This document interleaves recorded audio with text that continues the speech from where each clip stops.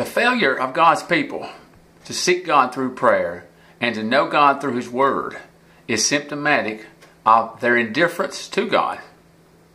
And because of its indifference, the church is no longer salt and light. You see, salt has the ability to hold back corruption. Light, when light shines, there can be no darkness when the light shines. And the church is so compromised. And it is compromised in a large degree because it will not read the Bible, and they will not seek God through prayer. These are two fundamental things that the church cannot live without, that no one can live without. Is that we have to know God through His Word, and we have to seek Him through prayer. And that is because that's why we're so powerless.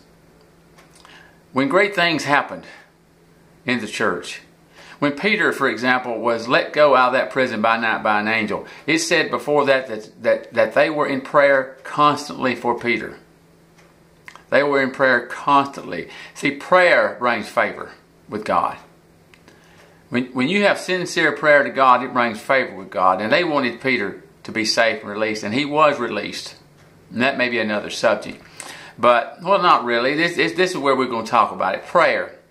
To spend meaningful time with God every day.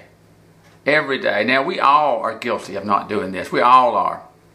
At least in some times in our life. And we're guilty of not reading His Word. But you do not need to do these devotionals. Now, if you want to do that as a secondary thing, that's fine. But you need to start in Genesis, read through that. Start in Matthew, read through that. Read through them both at the same time. But you need to, every day, you need to read. Every day. Not just sometimes, but every day you need to read. And every day you need to spend time in prayer. But the church is compromised. The church says nothing.